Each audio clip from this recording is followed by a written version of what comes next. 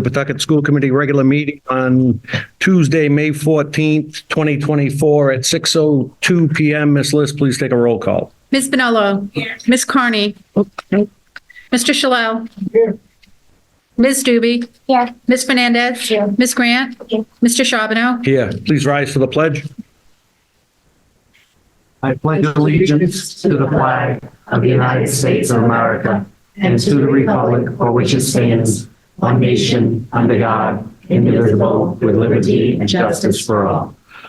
Thank you, everybody. We will move to special report of student representatives. Anyone here from Shea High?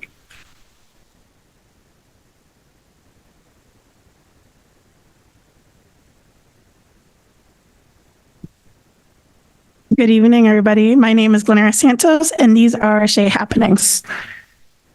To begin with, the Shea Fashion Show was a massive success. So proud of our senior captains, J. Rick Spencer and Janae Gomes, as well as thankful for Will LaPera and Phyllis McHale for another incredible show. There are a number of scholarships for seniors that are posted in the Guidance Google Classrooms with deadlines that are coming up. Honors Night will take place May 22nd, while Senior Trip will take place the 23rd. Representatives from different programs and opportunities have visited our students. The boys track team placed 6th overall at the Eastern Division competition on May 4th. Tyrell O'Connor won the 100 and 200 meter dash, and he anchored at 3rd place by the 4x100 meter relay, which also featured Timmy Jagaday, Eddie Soares, and Stephen Kelly. Jaden Allen placed 5th in the shot put, and Jamal Rodriguez also scored 8 in the 800 meter run. Congrats to all competitors. We recently just started our AP exams, wild ride, but the last exam this week is Spanish language and culture.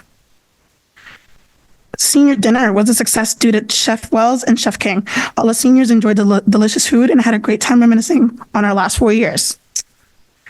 Decision Day also went extremely well last week. We had Chachi stop by, which made things so bittersweet. I want to end this off by saying this is my last school committee meeting since I'm graduating in June.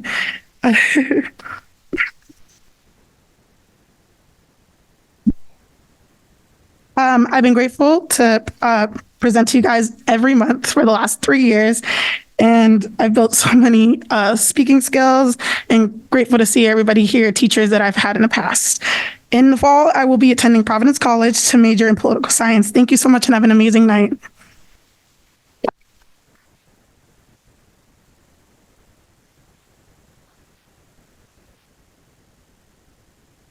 Ms. Santos, you've done an amazing job speaking to us and giving us updates, and wish you all the best of luck next year. Thanks. All right. Anyone from Tolman High?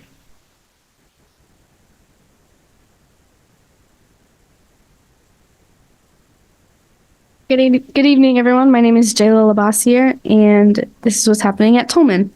May is a busy month. This past Saturday, the Unified Basketball team won the Division I state championship. This is the team's 3rd state title. May completes our AP and science testing window. 137 students took a total of 193 tests in 8 different subjects. Tests including chemistry, statistics, English literature, U.S. history, Spanish literature, English language, modern world history, and Spanish language. Tolman is also being recognized on May 21st at the State House for our access to AP courses. May 3rd, the juniors had a great time at junior prom. May 17th will be the senior portfolio presentations. Seniors will show how they have grown over the past 4 years at Tolman. May 23rd is our National Honor Society induction and scholarship night. For many, this will be the accumulation of 4 hard years of work.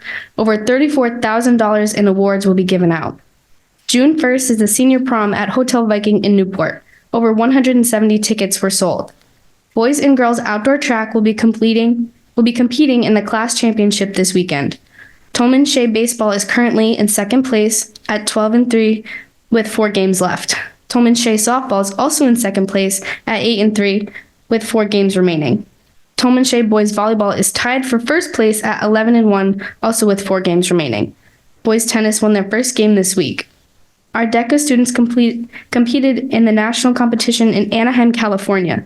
Nicholas Fleury received a certificate of competency in the business service management event. Thank you. All right, and JMW to close us out.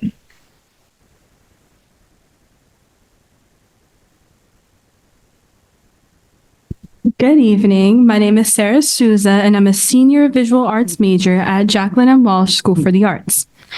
We had two special guest performances, one by a local jazz ensemble for Jazz Appreciation Month, and another by the High Fits Group, which performed string quartets and provided a masterclass for some of our students. On Friday, April 26th, we had a student-run Broadway cabaret that featured students in all 4 grades and all 4 majors. We recently held 2 senior music recitals where all senior music majors performed a culminating solo performance. In addition, we had multiple students work with the Shea Fashion Show by being models, dancing, and also helping with tech crew. Last Friday, we held our school prom at the Omni Hotel in Providence. Our theme was masquerade, and we all had a wonderful time. We are in the midst of testing. Juniors completed the NGSA science test last week, and seniors are in the process of taking AP Literature, AP Calculus, AP Music Theory, and AP Visual Art. Our final AP exam will be tomorrow in the afternoon with the AP Music exam.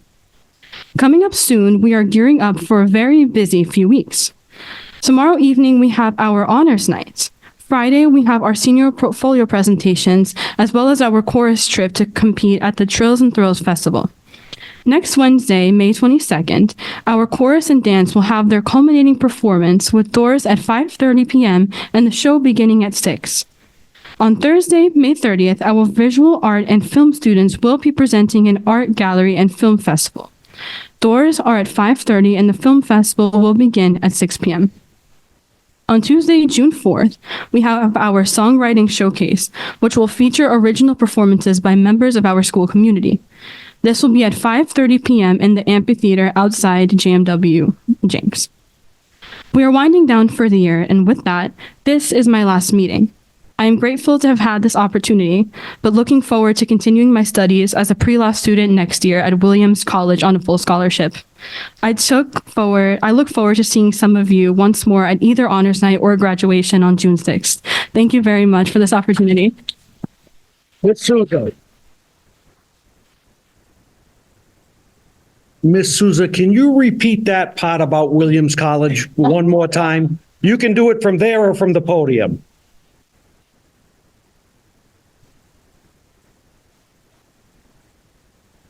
Congratulations. It has been a terrific year with our student representatives. You all take time out of your Tuesdays to come down here and fill us in on the happenings in your school. And I recall the beginning of the year, everybody approaches the podium a little bit nervous, but by now you guys are walking up there like you own it. So great job, thank you, and best of luck next year. All right, we will go to public participation. We have one person signed up, Ms. Bento.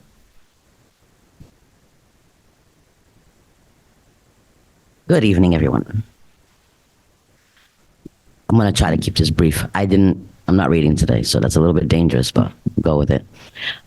First, I'll start off again saying thank you to the committee for choosing such a wonderful superintendent. I'm hearing a lot through the community, the parents, even a lot of the students telling me how wonderful of a job that she's doing, and I want to say thank you. I'm going to also, based on some things that happened last week that was in the news that we're all aware of, the racial comment that was made by a city employee, I'm going to say sarcastically, welcome to Pawtucket. What I'm going to say is nothing new. I'm known to do it. I'm going to continue to do it until everybody understands that it needs to be fixed in this city. The racial divide is still there. As a matter of fact, it's getting a little more obvious as the time goes on. And some people think I come to the podium sometimes in the city council to point it out. No. It's pretty obvious. I'm just the one that's willing to say it out loud. The last time I was here, I mentioned a lot, actually. But you have an uphill battle when dealing with the city administration and most of these departments. And I'm hoping that you hang in there because the parents and the students have your back. And I can promise you that. I did make a statement last time that I was here about the union president. And I'm going to clarify myself because people like to twist my words. So I wanted to make that clear today. I'm not speaking about all the teachers. I do make reference to teachers who come from outside of our community and teach here and decide for our children what's best. There's a problem with that. There's always going to be a problem with that. And whoever doesn't see it, shame on you. So when I reference the union president, Ronnie Boy, which he doesn't like, but when I reference him, it's just him. He likes to go around telling everybody that I'm calling all teachers racists. No, my name is Christine Bento. I'm known to call people out by name in case you don't know that by now. I don't like to go after all or most because it's not all of them. As a matter of fact, I've got mad love and respect for Miss Olivo. She was my oldest son's favorite teacher, so she's on the union. I don't have a problem with her. So when I call someone out by name, claim it, own it, and please don't go around trying to throw everybody else under the bus. If the shoe fits, just wear it, and that's it. I'm not going to go too long because I know that there's other more important things you guys got to get into, but I have been told that the administration is somehow trying to mix politics in with schooling. We've had that before under the last Patty, and it was a disaster. So I'm asking the committee, I'm also asking the school department to please not allow teachers, union presidents that come from outside of our city to come and dictate where the funding goes. We know that there's funding needed in different areas of the city, and it's come to my attention that some funding is going to cater to some family members of people that work in the city. And we're not going to have that any longer. I will call it out every chance I get, and I hope that you guys work better to fix it because I don't want to have to call out everybody. So for now, I just want to make sure that everything is going as it's been going very smoothly. And thank you guys once again for the wonderful job that you guys have been doing. Please don't get discouraged. Politics has always played a part in every department in the city, and it's coming to an end. So thank you for your work for our children and our families. Thank you, Ms. Bento. All right, we will move to recognition. Superintendent Royal.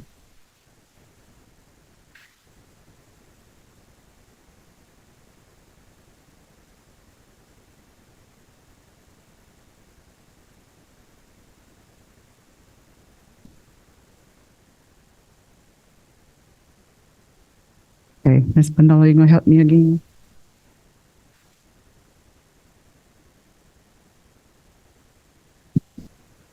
Okay, so as I rearrange, can I please call to the front Shea and Tolman High School Unified Boys Basketball Team? Let's give them a huge round of applause.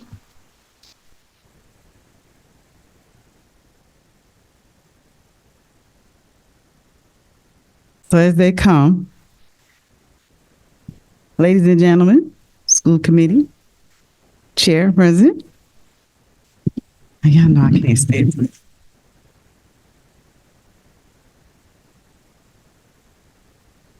It is with enormous pride and joy that I have the opportunity to recognize and celebrate. Where y'all going? Where you going? Right? Oh, okay. You messing up my show, Dr. Andre. Okay. All right. I got to recognize these good looking men. All right. So it is with enormous pride and joy that I have the opportunity to recognize and celebrate the outstanding achievement of the Shea Tolman High School Unified Boys Basketball Team. This remarkable group of athletes standing in front of you has not only brought glory to our school, but also etched their names in the annals of our school's history by clinching the Division I. Get up! Get up! Division I Unified Basketball Championship and a thrilling match against Cranston East High School. We crushed them. That's right. That's right. So this victory is not just about securing a trophy. It symbolizes the power of teamwork, perseverance, and inclusivity. Our Unified Boys basketball team members have exemplified these values throughout their journey, inspiring us all with their passion and determination. I will be remiss not to acknowledge the invaluable guidance and support provided by Coach Giannis. Hope I said that correctly. Oh, I'm sorry. Okay. And is Coach Willette here too? Gotcha. Hey, Coach Willette. Their unwavering dedication to the team and their families, their tireless efforts in training and mentoring these athletes have been instrumental in shaping these champions on and off the court. As we applaud the triumph of our unified boys basketball team, let us all recognize the profound impact that they have had on our school community. Their achievements remind us of the boundless possibilities when we come together, such as this team has, with a shared vision and unwavering determination. Congratulations again to Shea and Tolman High School Unified Boys Basketball Team. And let's give a warm, huge applause for our athletic director, Dino. Again, your victory is a testament to your hard work, resilience, and spirit of unity. Thank you for inspiring us all and making us proud of who you are and what you stand for. Thank you. Oh, okay. I'm sorry. I didn't recognize my ladies and gentlemen. So, co-op, that's right. So, sorry. I apologize on my behalf. So, congratulations. All right, so now, Ms. Joy and Ms. Auntie Manolo, you ready? My real auntie for real. So that's So I can see them. yes. So this is first the Shea team. Daniel Akinlade. Daniel.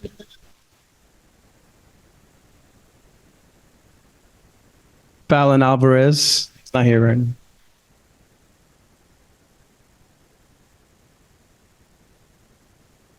Giovanni Arujo.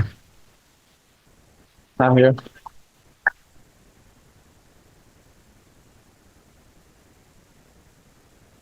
Jose K.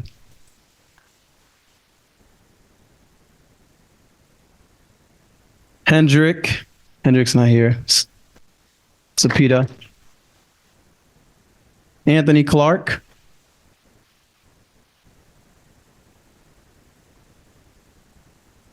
Elvio DePina. Also not here. Daviana Gomes. David. Carolina Gomes Barbosa.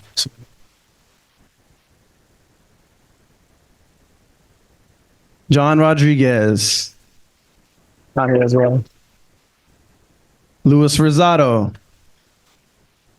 Not here.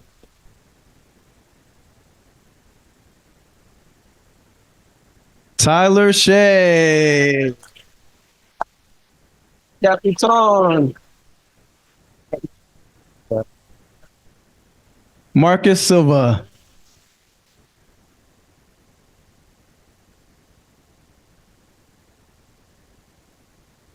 And call up the Tolman coach. Thank you. Let's give you a round of applause to Shea team members.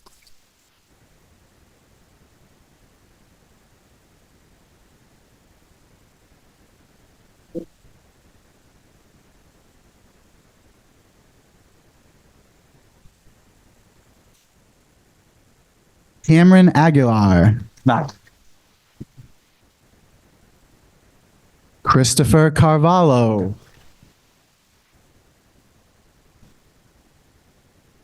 Sarah Davin. Ariel Diaz Leon. Sammy Fabian. Albino Fernandez. It's not here yet.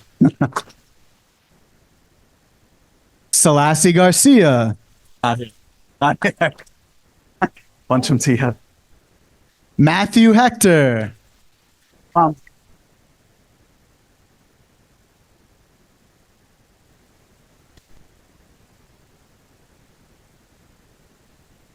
Khalil Nassif.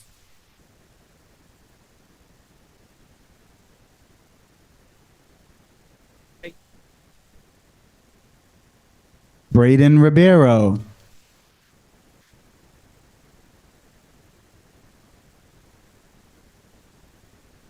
Jonathan Salguero. Hunter Smith.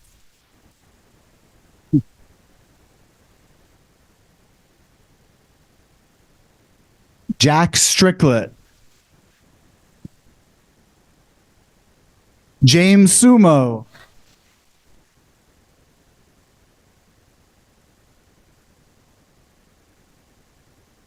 Diego Torres Payton.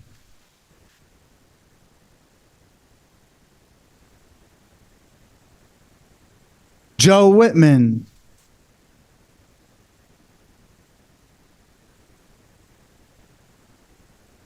Heidi Wunschel.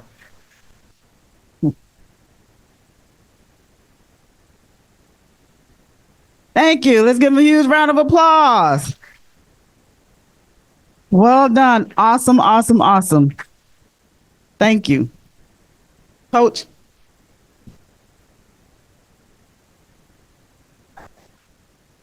I just want to say a few things. No, it's okay. I'm loud. Oh, on TV. Oh, I didn't know it was on TV. I just want to say, out of all the sports that we do at all our high schools and middle schools, that our unified is probably one of the most special things that we do. To see our young men and women out there participating for about an hour, and the special things that they do on the courts, you guys make my day right here. This group and the ones that I'm missing, you guys are a special group, and I love watching you guys in the spring play basketball. So I want to thank this group. I want to thank our coaches. You guys do an amazing job every day. And if you guys notice, there's a special group back there of parents that come out and support our student athletes and support me. Thank you.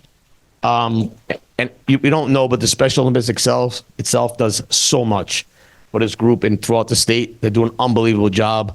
So just special thanks to them. So thank you, everyone. Guys, thank you.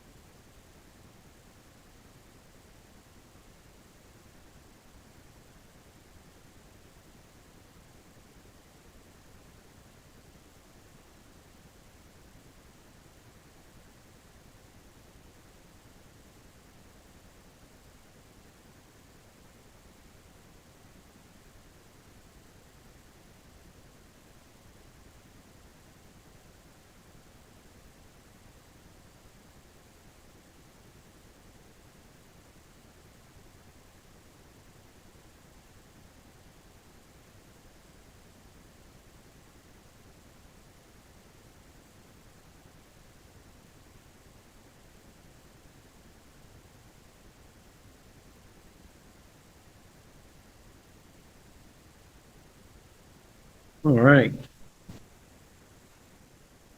At this point, I move to the next agenda item, the approval of previous meeting minutes from 3/19/24, 3/28/24, and 4/9/24. Motion to approve all three of the minutes listed on the agenda by Ms. Doobie, seconded by Ms. Bonolo. Any discussion on the meeting minutes? All those in favor? Aye. Opposed? Motion carries 6-0. All right, we'll go to old business discussion action items. I would entertain a motion to remove from the table the transition space handicap bathrooms. Motion to remove from the table transition space handicap bathrooms by Ms. Bonolo, seconded by Ms. Grant. Any discussion? Roll call on the remove from the table? Ms. Bonolo. Yes. Mr. Shalal. Yes. Ms. Doobie. Yes. Ms. Fernandez. Ms. Grant. Mr. Charbonneau. Yes. All right, now we will go to Assistant Superintendent Ramsey. Transition space handicap bathrooms.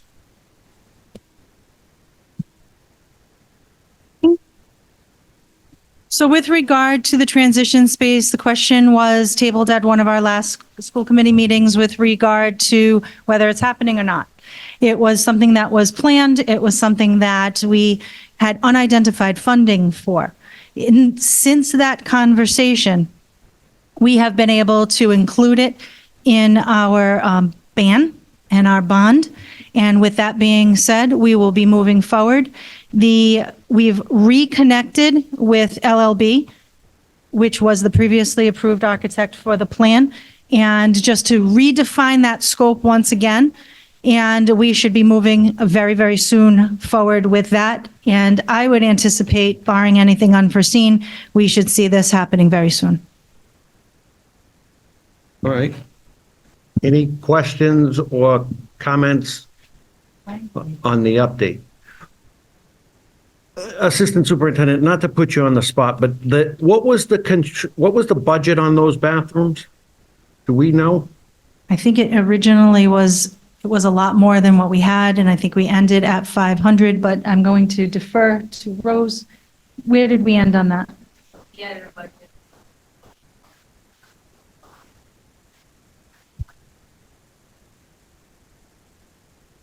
So 1.4 million added from Assistant Superintendent Ramsey. You said the ban The ban, we're going to move and start with the ban, and then eventually it'll go over to the bond. do we have possession of the ban funds at The this point? ban is active. We've confirmed that with the city. The ban is active, and it was 100% allocated to the school department. Okay, so we have that. Well, they have that, and we have access to getting it. So once we put account numbers in for that, it goes to them, they do what they need to do, and we get the funds, yes. They didn't deposit it into our account. Right, so I just want to be clear because we had a similar issue at Shea when we were starting to engage in work last January under the assumption that we had bond money. And then we can't come to find out we didn't have the bond. This is here. I can confirm that. And we also met with the city this very day. And it's either today or tomorrow that they're going for their second RIBAC approval. So we should have the full bond end of August. Yeah, but two different things, right? The ban is 40 million, the bond is 80 million. Correct. So once we get the bond, whatever we spend on the ban will be deducted, and the ban will deduct from the bond, and the ban will be paid off. Got it. Okay, thank you. Of course. Ms. Spinola. So now that we're doing it, are we outsourcing the living quarters that we're doing, or will they be done in-house by our maintenance staff? We're going to redefine the scope. Rose and Colliers was very liberal with the anticipated budget allotment for this in the event that the scope changes back, because we were doing them in-house. We were going to do, for that living space, we're going to do some paint, some ceiling tiles, and we were going to purchase our own things for that living space. And the kitchen was going to have, without the ventilation, I still do think that ventilation is going to take us way beyond what we can even remotely. The ventilation for the stove, sorry. The ovens, we would need to vent it out by code, and I think that's going to take us way off the mark. But we're going to do the bathroom and the living space, so we do need to meet with that architect and redefine that scope again. Thank you.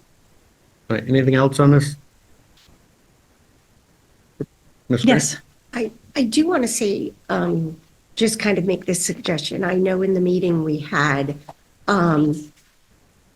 Dr. Andre, Dr. Tate, and Ms. Ramsey, that when engaging in doing the living space, we had talked about maybe getting some of the furniture and items from IKEA so we could engage the young men and women in this program to maybe be part of putting some of the furniture or some of the bookshelves or things like that in place. So I just kind of remind I remember that. conversations, because I just think it makes it more of their own.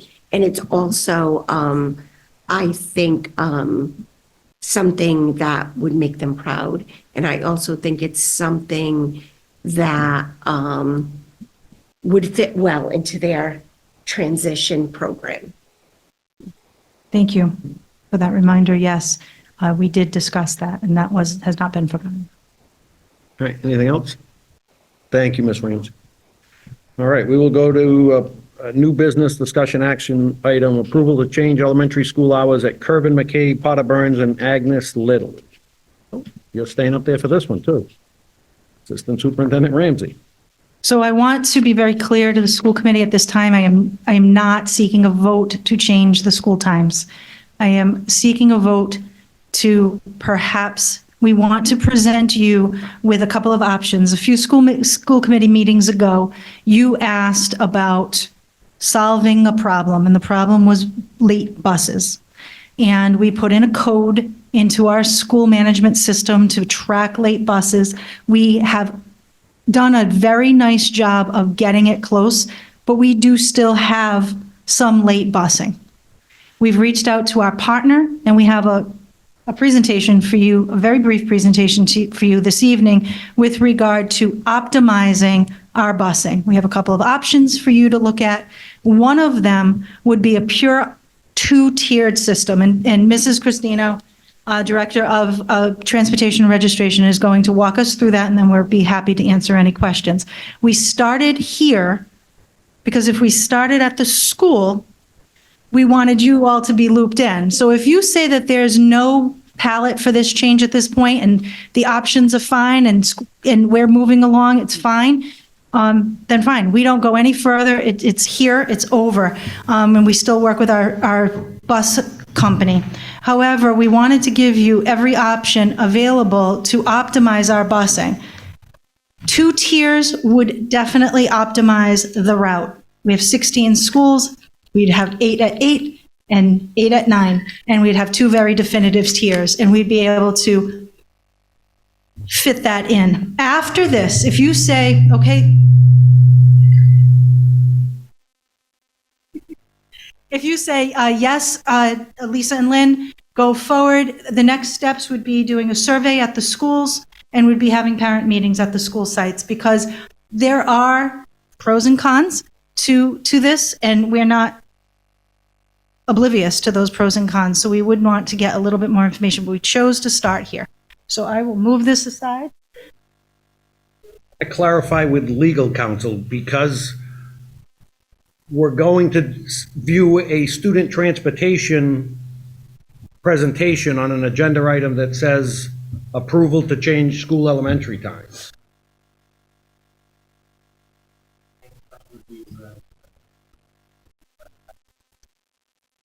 Yes. Okay.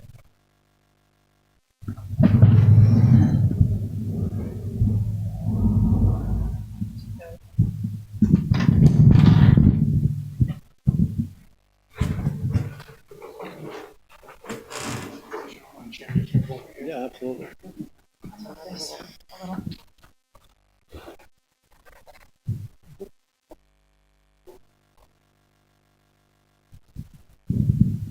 Can everyone see?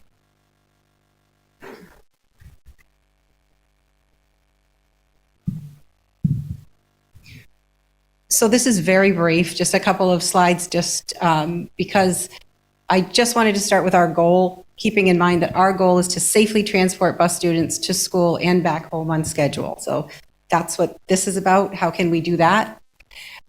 So the issue is that we were hearing from schools and families. They were reporting that buses were arriving to school late, and students were waiting to get picked up after dismissal time, waiting for those buses to come back for them. So the issue was that the buses are arriving late to schools after the start of the school day, and students were needing to wait sometimes after the buses were dismissed. So that was brought to our attention, brought to many of your attention. So we asked, how can First Student buses get students to school and picked up from school on time? I've been in the transportation department for 2 years now, and That answer has been consistent from them all along. They have told us if we align the school times to create 2 even tiers, so pick up at 8, pick up at 9, that would solve the problem. The second option would be to increase the number of buses that service the 8:30 schools. Just to show you kind of what the timing issues are, if Tier 1 buses start at 8 o'clock in the morning and Tier 2 buses start at 9 o'clock in the morning, the amount of time that they have to pick up all of the next school students at their stops, get them to school and unload them is about 60 minutes. And that's doable from everything that we've heard. We haven't been having issues there. In the afternoon, if the Tier 1 buses, schools end at 2:30, they have about 50 minutes to get to the 310 schools to pick up, load all of the students who are dismissed. Keep in mind, you could be at Tolman on the 4th floor. That's dismissal time. Get to the buses, load the buses, get the kids home, then get into their Tier 2. But we aren't having issues really with the 50 minutes. That's doable. Where they're running into issues is when there's an 8 a.m. tier, and then the next tier is at 8:30. They only have 30 minutes to do that. And that's where we're finding that they're running in, there just is not enough time. So they are often getting late, getting to the schools late for that second tier. In the afternoon, if you try and do a 2:30 dismissal with that same 2:40 dismissal, you'd have 10 minutes. It's basically impossible. When you think of switching it then and say, well, why don't we do the 8:30 as Tier 1?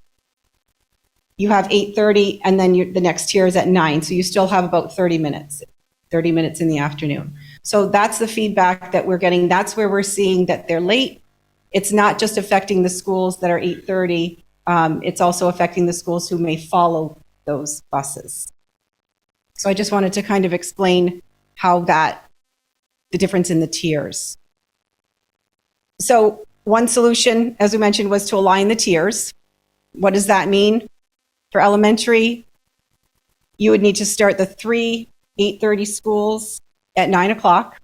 Currently, that's Kirvin, McCabe, Agnes Little, and Potter Burns. That would move you to 8 schools starting at 9 o'clock. And then there was a suggestion with JMW, they're 10 minutes off, but we would end up with 8 schools starting at 8 a.m. There's a lot in this slide, so just take it with an overall view. This just shows you when we have buses going at different times, how difficult sometimes it is. And this is just showing you if we had the even tiers, all the schools start at 8 and at 9. So it gives you that consistent break in between to get the kids. Way too much. I don't expect you to see the little details. It was just to see the visual. So that's one solution. The second solution would be to increase the number of buses. So we had to go by the students that we have now. We said to the bus company, if we were to provide enough buses so that those 8:30 buses, that tier didn't impact the other buses, they're estimating about 5 buses. So costing that out with our contractual pricing for 2024-25, average between the standard bus and wheelchair buses is about $553.10 a day, plus the app gives you about $99,981 a day, a year per bus. So times 5 is close to $500,000. So again, we just want to show you, as Ms. Ramsey mentioned, I guess option 3 is we do nothing and try and keep things working as best we can. But this was to kind of show you what the 2 solutions that came up that we would be able to really resolve that issue. One has a cost to it, and I know our transportation budget has already gone up because buses that were in ESSER are now in the local budget, and the contractual pricing went up. But there's a cost, and then solution 1, aligning the tiers, is a cost in a different way. It's a change. So we just wanted to bring both of those to your attention so you could see that in order to kind of fix that problem, those are your options. Thank you, Ms. Christina and Ms. Ramsey.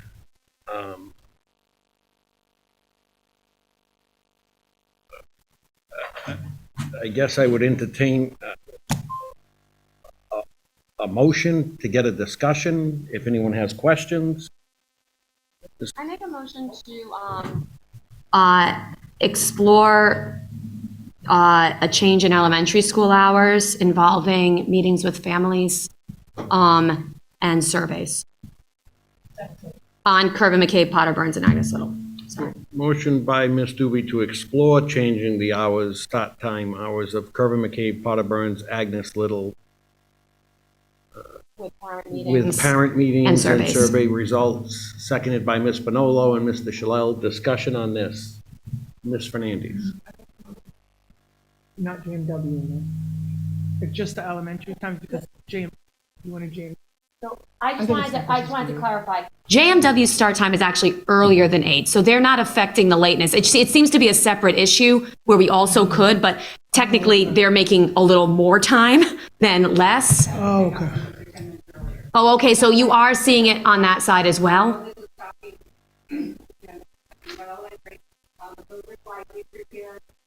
A long time ago to be able to say, you know, these are some of the issues, Okay. knowing that this has to be brought up prior to the first day of school. Yes. So I just wanted to stick to the agenda only because it isn't publicized to even discuss that. So I did see that as well, but that might be a different agenda item to look at. So that my motion would be to look at the 3 that are on the agenda. Yeah. Anything else? Ms. Grant. One of the things that was said, I'm just a little concerned about. It said that busing has gone up, but I thought, and I could be wrong, but in our budget, it showed busing going down. It showed it going up. Did it? Our budget went up. We had 3 buses that were Baldwin that were covered in ESSER. And so those had to go back to the local budget. And then we had all of the increases. So we didn't increase the number of buses, but all of the costs increased. So there was an increase by keeping the same number of buses. Okay, all right, I'll have to look at the budget again. I just thought it had the number that we were presented on our sheet had gone down from last year. So that's why I had asked. So I'll take a look at it. Relook at it. Mr. Shalal. I saw in the presentation you showed cost increases. Is there a savings if we would have adopted the model that you presented? There definitely could be, but we didn't have a guarantee of that, so we're not selling it on the fact that it will save money. It will probably, what it will do is free up buses to be able to help when there's an issue that, you know, sometimes we have a situation where a bus needs to go back for a child or things like that that happen. It would give us some more flexibility, but it wouldn't be something that I would try and sell you on a cost saving. All right. What is the lateness we are talking about? We 10, because and thank you for your presentation, but you went from 8 o'clock start times to 9 o'clock. What are we looking at? 10 minutes? Because I know it was brought up months ago, but we're missing it from what I was told by minutes, 10, 5, 8 minutes. Right, sometimes it is, but that's time that the kids aren't in school. No, I the get kids that, are but- starting. But no, when we asked for a lot of GPS data, and really it was averaging, you know, probably about 10 minutes. A lot of the schools, it's also when they're picking the kids up after school, and the schools have come up with ways of keeping the kids supervised, and they're used to the fact now that they may wait 10, 15 minutes for the bus to come after dismissal.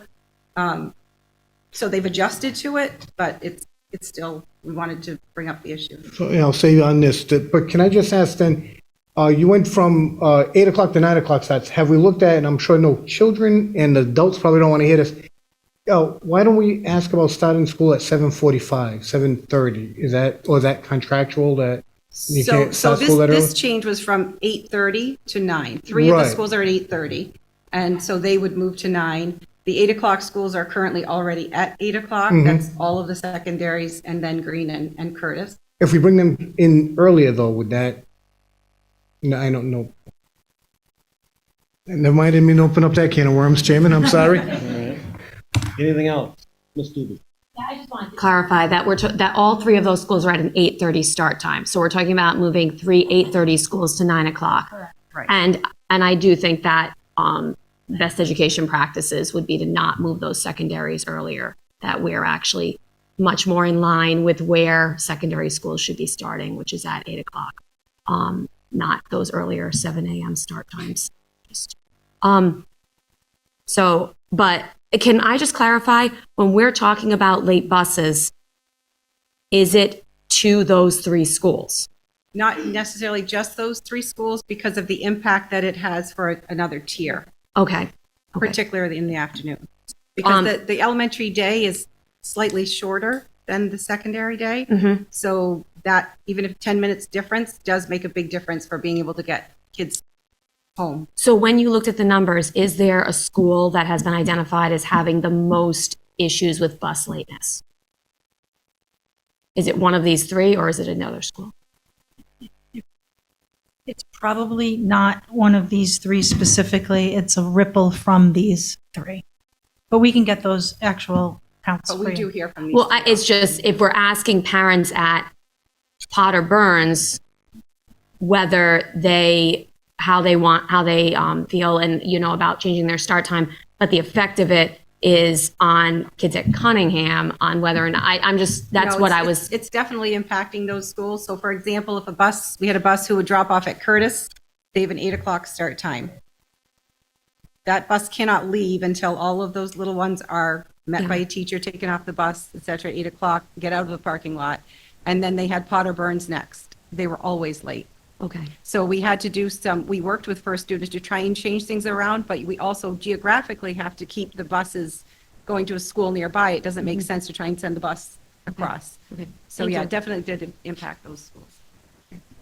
Anything else? A couple of questions. How many buses do we run a day? 43. And how many are late or chronically late? Like, do we have data to support that? I know we have anecdotal that tells us that buses are late, but do we have data to say, on average, every day, 8 of our routes are late to school? We have GPS data for that. Yes. We do, and it's timed. So we could, if you wanted to see it as a chart or something, we could kind of do ranges because I don't think you want to see every time it's at 8:35, 8:41, 8:33 is what they pulled from their Zonar report.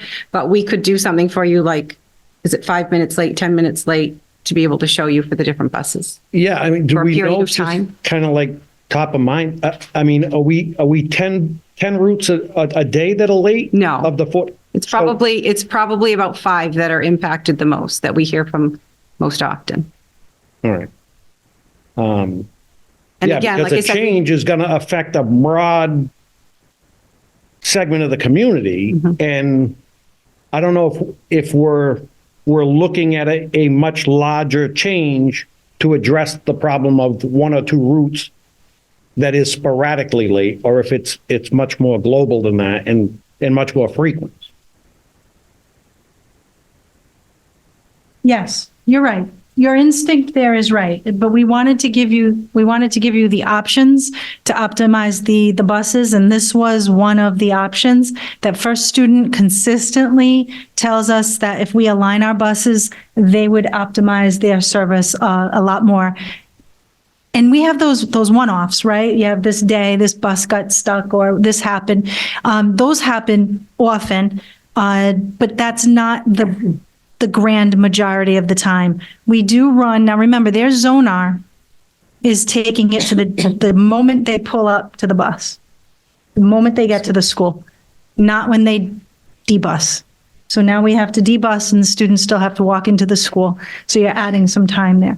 So it's not ideal for teaching and learning. As we talked about at this very school committee meeting, oftentimes they're walking in 10, 15 minutes late. They're missing instruction. They're missing the setup for the day. They're missing in elementaries. That's the time where it might sound trivial, but that's when they give their lunch counts, and they're not being able to do that. They have to do something different. They're not able to flow with the day. Is it something that we wanted to give you the option? If you would like us to go out to the schools and get the survey results and talk to the schools and have open forums, absolutely, we'll do that. Ms. Spinola. Can you give us the data on the schools that are impacted and how often they're late. So I know that, you know, it may be they walk in 10 to 15 minutes late, but I also know that it's not just those children that are missing. It's the children that are already in their seats are having their classroom time disrupted by getting a new student there or several new students coming in. So I think the data of the buses that we are talking about, or overall, which buses are late and how often they are late, will be helpful in us making a decision. But I still think that the discussion should be started. As Ms. Doobie said, but we need the data to back it up. That's right. So, like I said earlier, I'm still confused. So I have the budget summary that we received, and student transportation registration for this upcoming budget, we've gone down. We went down $50,000. We went from 6.589 to 6.539 in transportation costs. So there was not an increase. So So we wouldn't even be able to afford to have the second option. So I'm going to go back to what Lisa said earlier. There were separate pots of money. So my budget is local. Lisa referred to it earlier, ESSER. So some transportation was paid out of that pot of money, ESSER. So it would bring the cost down for this past year, definitely. So we do have that will lend itself to a decrease. Not to say Lynn is right, the prices went up, daily rates, but the different pots of money that was used to purchase makes that difference.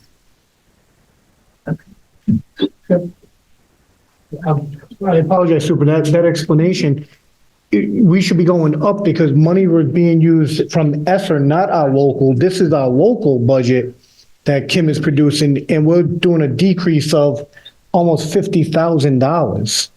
So there should be an increase unless we're misreading it. That's So we're still, and I wasn't part of that. I don't want to necessarily jump on what you're saying, but ESSER doesn't expire until September. So we're able to utilize some of those buses. Oh, okay. Okay, so ESSER is still in this budget then, that came before us. Well, we're able to still expand the previously approved ESSER dollars toward busing for the schools. So it kind of shaved off a little bit. Oh, okay. Okay, all right, thank you. So, and I apologize, I just went by the budget that we prepared, so if things were changed for the final budget, that might be why you see something different. All right, anything else on? I just want to thank you for looking into this because I do think we should be talking about this because even if it's 5 minutes late, I would not be happy if my kid was going to school. I wouldn't accept it, right? So we shouldn't accept whether it's 5 minutes, it's 10 minutes, it's a minute, like it's times however many days of school year. So I appreciate you guys looking into this. And I think that we do need to have a discussion about how we're going to get the kids to school on time. So thank you. You're welcome. All right, thank you. There, we amended and we're going to go out and survey the schools and do that. That's where we landed. Yeah, and we'll get some information as to how many routes are Yes. chronically late. Perfect. Okay. Thank you. All right, we will move along. Or do we need a vote? Well, I need a vote. Oh, my apologies. Motion was made by Ms. Doobie, seconded by Ms. Bonolo and Mr. Shalal. Any further discussion on exploring the start times at Kervin McCabe, Potter Burns, Agnes Little, utilizing parent engagement in the surveys? No further discussion. Roll call on the approval, please. Ms. Bonolo. Yes. Mr. Shalal. Yes. Ms. Doobie. Yes. Ms. Fernandez. Yes. Ms. Grant. Yes. Mr. Charbonneau. Yes. Thank you both. All right. Ms. Lofton for our next item, approval of Aflac supplemental insurance. Good evening. I am excited to bring forth to you a recommendation for approval for supplemental benefits from Aflac to be offered to all employees and their families should a health event occur that will help out-of-pocket expenses health insurance does not cover. Available benefit choices will include accident, cancer, critical illness, whole or term life insurance, short-term disability, and vision coverage. Tax advantage flexible spending accounts and health saving accounts are also available. So with me, I'm excited to introduce to you representatives from AFLAC that have prepared a short presentation of information, and afterwards we will answer any questions that you may have. So I'd like to introduce Erin Murphy and Christina Hartman, who are AFLAC representatives.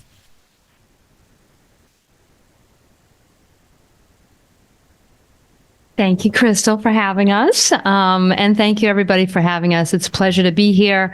And really thank you for all that you do. It was so great to see the recognition of the students, and congratulations to the graduates. So my name is Erin Murphy. I'm a district coordinator with AFLAC. I've been with AFLAC for just over 21 years now. It's been a pleasure to work with so many organizations, school departments, towns, cities. So we're happy to be here today. This is one of my top colleagues, Christina Hartman. We've worked together for 17 years now. So we're happy to be here. So I know we've been talking to Crystal and Miss Royal, and want to get a chance to tell you a little bit more about AFLAC. Some of you might know the DUC and hear about the DUC a little bit and AFLAC, but really along Miss Lofton's points, what we specialize in is really working within communities, and what AFLAC really likes most is to really help those like a school department and people that are really there helping the community to really help them should a health event happen. And so with that, we want to be able to, and what we're looking at is proposing some of the different benefits and services that we can provide the whole Pawtucket School Department employees that they can choose from to customize based on what makes sense for them and their families to help out. And with that, there's no cost at all to the school department. We actually have some nice proposals in place that we can really waive any and all fees to be able to roll this out. And what we do is we go ahead and between myself and Christina and our team would be able to help provide all the marketing, all the communication, all the education, and also to provide benefit consultations to all the employees so they can make valuable choices. So that's kind of the overall, if you will, of where it stands. And really in the landscape of how things have changed, you guys know within schools and school departments, it's really become that much more important and almost competitive to be able to expand a benefit package.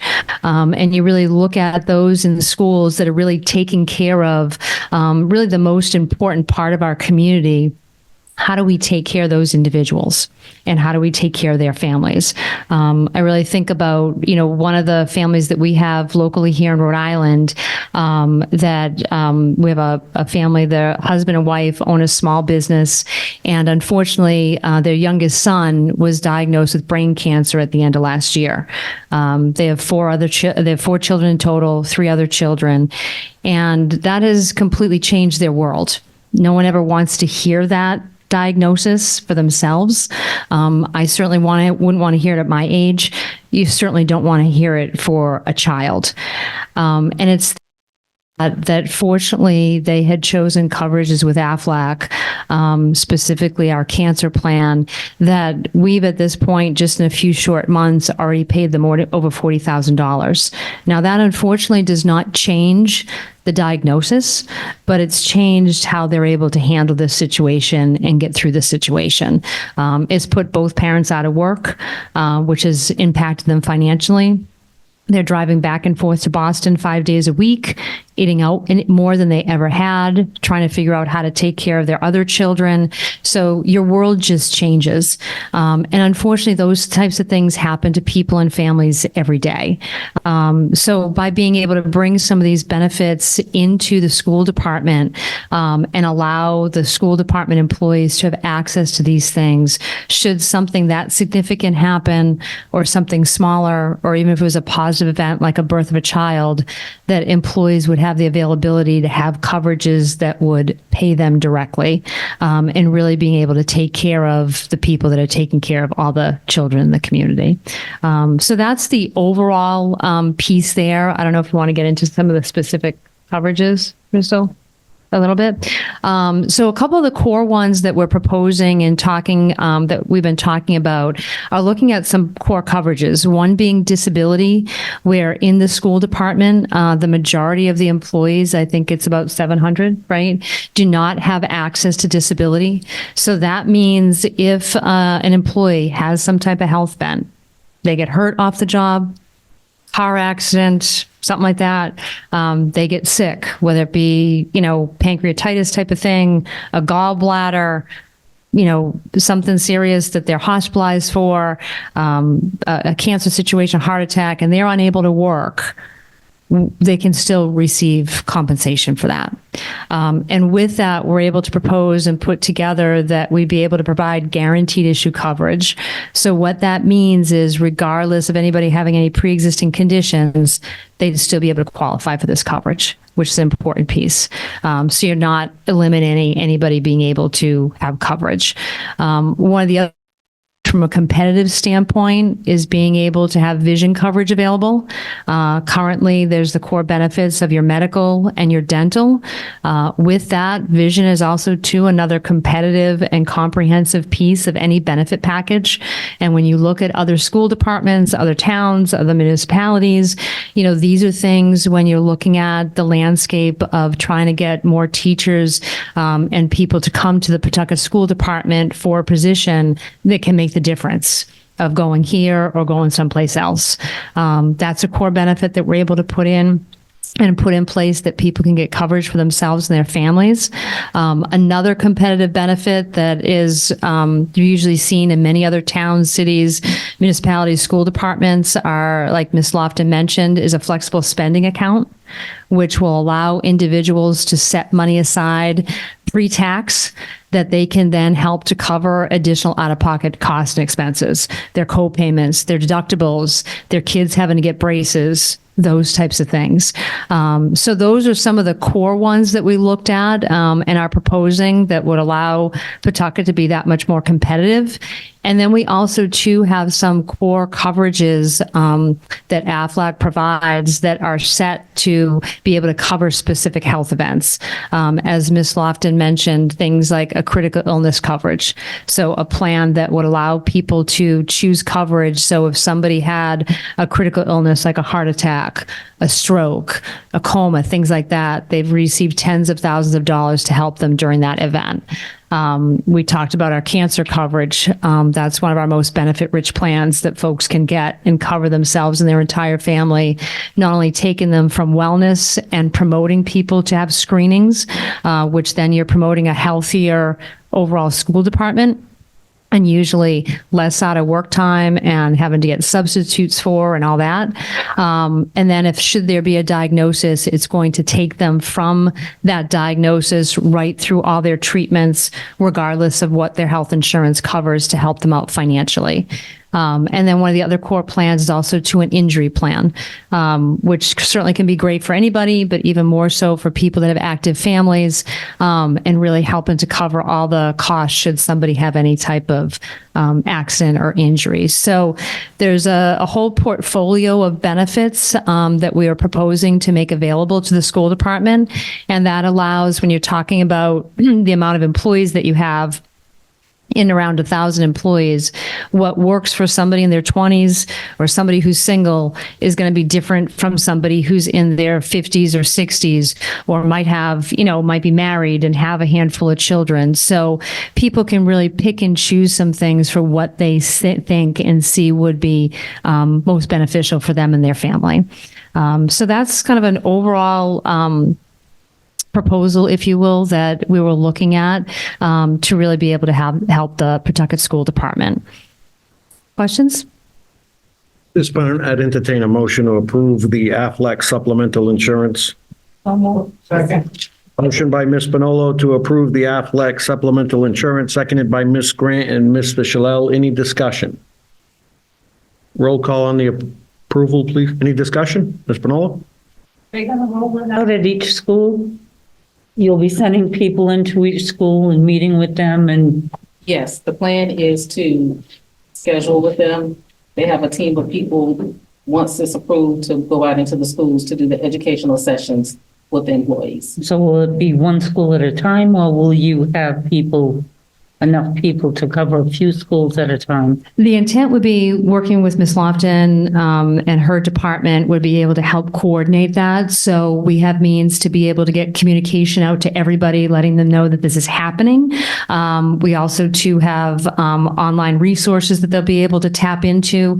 And then our intent, based on coordinating the schedule, is whether it takes a team of 5 or a team of 12, is we'll be coming in as an enrollment team or an AFLAC SWAT team, if you will, to really make sure the Pawtucket School Department is taken care of and every school has adequate education. That's what it's all about. It's all about the communication, education. Whether people participate or not, it's important that they know what you're making available. So we'll be there to make sure every school is covered and everybody has a consultation. Absolutely. Anything else? Roll call on the approval, please. Ms. Bonolo. Yes. Mr. Shalal. Yes. Ms. Doobie. Yes. Ms. Fernandez. Yes. Ms. Grant. Mr. Shabana. Yes. Thank you. All right, we'll move on to William Tolman High School Auditorium Curtain. We're going to pass on that agenda item. And I will, Are we passing on C? we're passing on D, the Tolman. We need C, lease agreement. I'm sorry. Correct. We'll pass on D. We'll get to, right, we'll go to C. Approval of lease agreement, 249 Roosevelt Avenue. Superintendent, Assistant Superintendent Ramsey, I guess, is on that one. She's gone. Yeah, Mark. Dr. Andrade. Good evening. Before you, we're asking and requesting the school committee to approve a leasing agreement with 249 Roosevelt Avenue with the purpose of supporting an alternate learning program to be housed in that particular location. A lot of that conversation was derived through the Safe and Orderlies Committee with the recognition that for some of our students, traditional schooling is just not appropriate or it just doesn't meet their needs. So we're looking at 249 Roosevelt, which we've explored. In front of you is the leasing agreement. It supports 13 classrooms, and we believe it's an appropriate placement for our origin of our new alternative learning program. Motion to approve the lease agreement at 249 Roosevelt Avenue by Ms. Bonolo, seconded by Ms. Fernandez. Discussion. Ms. Grant. This is the same building, correct? This is the same building that they were using prior? It is my understanding, yes, it is. There was a short stint, I think, years ago, that it was formerly the Valley Program Community Center. And then I believe the Pawtucket School Department engaged in a short leasing agreement, and then it was turned over to what is now the Rhode Island Alternative Academy. Okay. And that's where our students had been going, so they'll be familiar. Absolutely, yes. Ms. Bonolo. So we'll have all this done and they'll hit the ground running September or August? Yes, that is our We goal. have teachers? We're in the process of, yep. In fact, 2 postings just went out, I believe, last week for a principal and a vice principal. I see that no SRO. There was an SRO in there, but what you're looking at, and I apologize, that's a brainstorming document. So that is not 100% accurate that you're looking at, but there was an SRO to be considered in that program. Absolutely. Okay. I believe it's on that line. It's 0. Correct. 3? I'll defer to the superintendent on that one. I don't. So this is just and the city pays. Yes, city pays for SRO. But this was our initial brainstorming session, and then we engaged in the conversation during the Safe and Orderly Committee meeting. So the teachers, matter of fact, they summoned me to the meeting one day, and they were like, "Well, come, because we really need to hear from you. We want to tell you and share with you our ideas." And that was one of the ideas they really wanted, since our IAA was leaving the district. What's going to be the replacement plan? So that's when I shared with the team, and there's some of them are sitting in the audience. And I said, well, let me start looking, try to find a space. We tried looking in our existing buildings. Our buildings are at capacity pretty much. So then that forced me to look outside. And then I met with the gentleman that owns the property, and we sat, negotiated very reasonable price. And I was like, okay, let's do it. So my teachers asked me, you know, to step up, find them something. I agreed. I gave them my word. I will look. And this is where we landed. So they're still in the process of planning what will this program look like next year. I also work with Mr. Beaupre as well. We've had a couple conversations about, you know, how is the choice of teachers going to look. So we're still working with it. And I know he's meeting with Ms. Lofton Friday. No? Oh, I thought so. Well, anyway, so the conversations will continue with setting up the classrooms and the teachers and the staff. Any other, just one, so I noticed on the back, the lease appears to have been just copied from 2017. Did you negotiate the same price that we were paying? That $17,625 a month, or was there? Before it was 198,000. Now it's I believe 211. Right? Yes. So it did go up a little bit. 211. Okay. All right, there's Mr. Schlaf. Then how can we approve it if what we're paying for rent is documented at 17,000? It's per month. Per month, but is that the 211? Yes, it is. Okay, that's the 211 superintendent. All right, and you negotiated with Mr. Yip on that one? Is that the going, all right, that was gonna be my question, Chairman, is that Based off the entire amount going up 13 grand from 2017, I think that's a pretty shrewd negotiation we conducted, given the price of all other property going up so dramatically. So well done, Superintendent. But I can say on the behalf of Mr. Yip is that he's a huge fan of the Pawtucket School Department. He supports everything that we do. So he did have some biases in the negotiation. So thank you, Mr. Yip, for giving us this opportunity. Ms. Bonello. Question. Is this going to impact, excuse me, our food service budget by putting another satellite in? I don't believe so. And just to piggyback off of the conversation that occurred in the last school committee meeting with respects to that deduction in the special education service line, it was about approximately 2.6 million. And then you also notice that there was an additional 644,000 that was located in regular audit district, regular ed. In the past, that program, Rhode Island Alternative Academy, was being funded out of that line. And so 80% of the students, or 80% of that bill, was being pulled out of student personnel services, and the 20% was being pulled out of that regular ed out of district line. So in the end, it's a wash fiscally, but there's a lot of positives to being able to own our own program. So the answer, I do not believe it'll be an additional cost. Thank you. Anything else? Roll call on the approval, please. Ms. Bonello. Yes. Mr. Shalal. Yes. Ms. Doobie. Yes. Ms. Fernandez. Yes. Ms. Grant. Mr. Charbonneau. Yes. Thank you, Dr. Andre. All right, now we will skip D, the William Tolman High School auditorium curtains, and we'll move to E, Exclutter rodent-proof door sweeps. Mr. Silva. How is everyone tonight? Terrific. I'm here seeking approval for a total of 158 each of Excluder rodent-proof door sweeps. 11 would be with covers, 147 would be without covers. We went out for an RFP, and we had one response from Global Material Technologies. Total for all sweeps were $8,111.70. We've already started at a couple of our schools using the excluded door sweeps. That's why there's only for 11 each with the covers. We use those for the front doors. We've already done with great results. We already started 4 schools. So this is to finish all the rest of the schools. We've got Varia mostly done. We've done some at Fallon, some here, some at Curtis, and some at Fallon.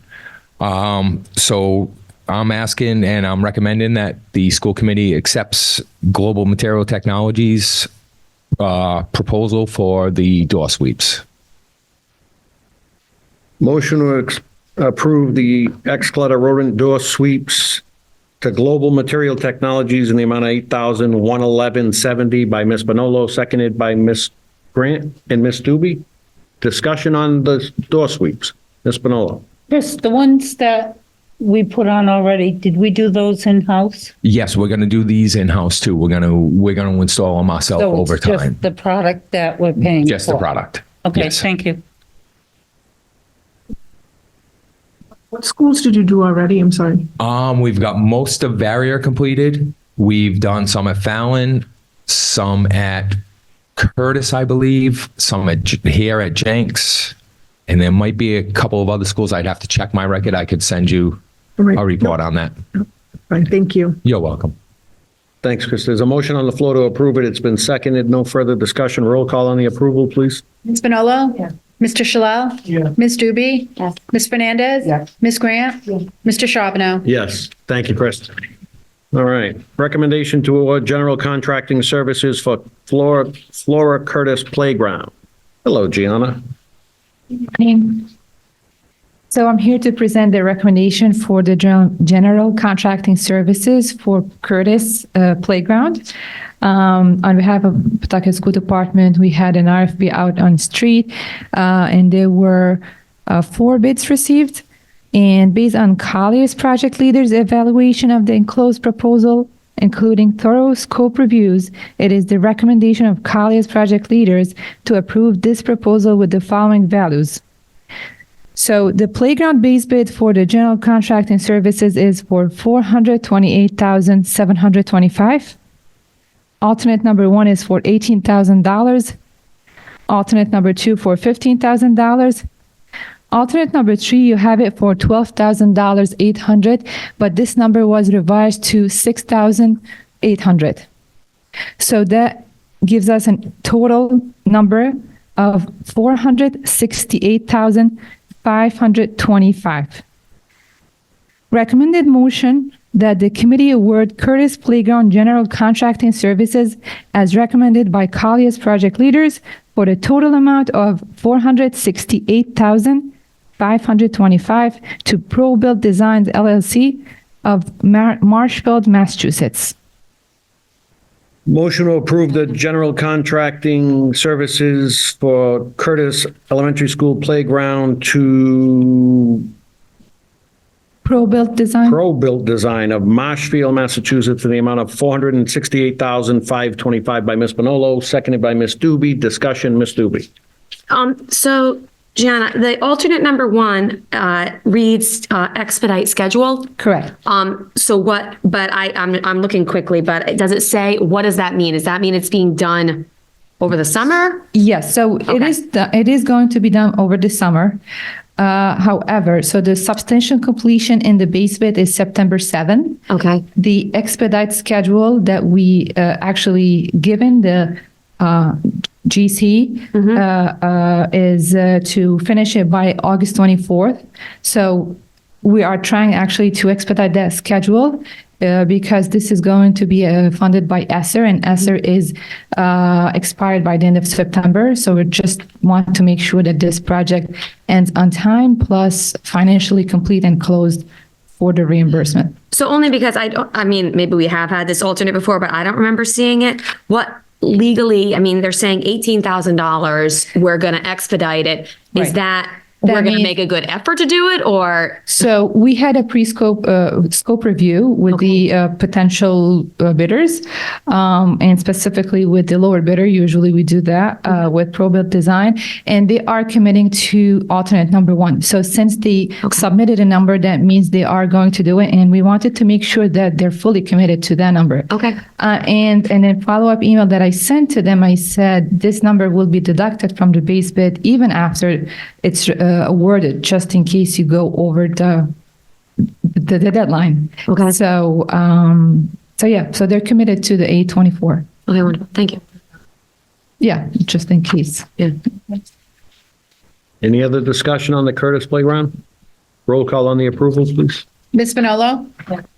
Mr. Shalal? Yes. Ms. Doobie? Yes. Ms. Fernandez? Yes. Ms. Grant? Yes. Mr. Charbonneau? Yes. All right, next, Deanna, Cunningham Playground. So similarly to Curtis Playground, we had a bid out on street, and there were 2 bids received. And based on Colley's project leader's evaluation of the enclosed proposal, including thorough scope reviews, it is the recommendation of Colley's project leaders to approve this proposal with the following values. Playground base bid for general contracting services for $522,963. Alternate number 1 is for $27,000. Alternate number 2 for $15,600. Alternate number 3 for $7,400. Alternate number 4 for $2,710. Alternate number 5 for $3,200. Alternate number 6 for $4,800, and alternate number 7 for $30,000. And the recommended motion that the committee award Cunningham Playground General Contracting Services as recommended by Colley's project leaders for a total number of 613. There's a typo here, so it should be $613,673. Motion to approve the Cunningham Elementary School Playground General Contracting Services to Yardworks. The Yardworks, yeah. Inc. by Ms. Bonolo, seconded by Ms. Doobie. Discussion, Ms. Doobie, then Ms. Bonolo. Is this one similarly funded through ESSER? It is. So this one, similarly, we are aiming to have this completely finished to be able to The same use exact that. situation, yep. Thank you. Ms. Bonolo? On the August 24th deadline, because I know they wanted to push this one out because the scope of work is greater. That's right. And similarly to the bidder for Curtis, we had a scope review with them, with the Artworks, and they committed to the deadline of August 24th. Okay. Unless I'm missing it, the alternates. So for Curtis, we have them, but for this, we just have them alternate 1, 2, we don't know what they are. Yeah, I apologize about that. I can provide them to you. I can go through them now if you'd like, quickly. Yeah. Sure. So alternate number 1 is for concrete pathway replacement. So there is an existing concrete pathway. We didn't know if we were going to be able to afford it with the bid. So we did it as an add alternate, and I just want to mention both bids came under budget, which is perfect with all alternates. So we were able to do that. Alternate number 2 is for asphalt color Nova Sport Play surfacing area. This is a part of the playground, not under the playground equipment, which there is a PIP poured in place beside it, which was this material will be furnished. Alternate number 3 is for concrete installation pad. Again, one of the north sides of the playground. Alternate number 4 is for bicycle rack. Number 5 is for ground cover planting. The base bid was carrying only mulch. Alternate number 6 is for capstone on retaining wall. So same thing for the base bid was not carrying anything, just the retaining wall as is.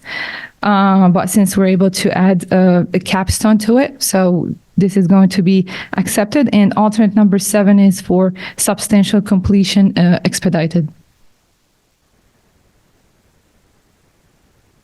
Okay. Ms. Doobie? I am happy to see that. Not only are they the low bidder, but in comparison to the other one, they have both MBE and Pawtucket participation, Right. which is correct to go with. Anything else? Roll call on the approval for Yard Works, please. Ms. Manolo? Yes. Mr. Shalal? Yeah. Ms. Doobie? Yes. Ms. Fernandez? Yes. Ms. Grant? Mr. Charbonneau? Yes. Thank you, Gianna. And just as a point of information, those are scheduled to both start the day after school ends. So the very next day they're scheduled, correct? Correct. All right, moving along. Recommend, field trips for committee approval. Dr. Tate.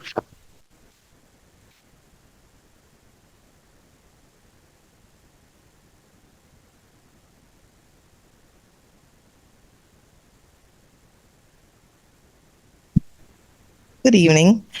Lisa had to make an appointment, so she asked that I do this for her. So I'm here to request approval for field trips. 4 field trips. JMW wants to go to Lake Compost for a chorus festival. It's a competition.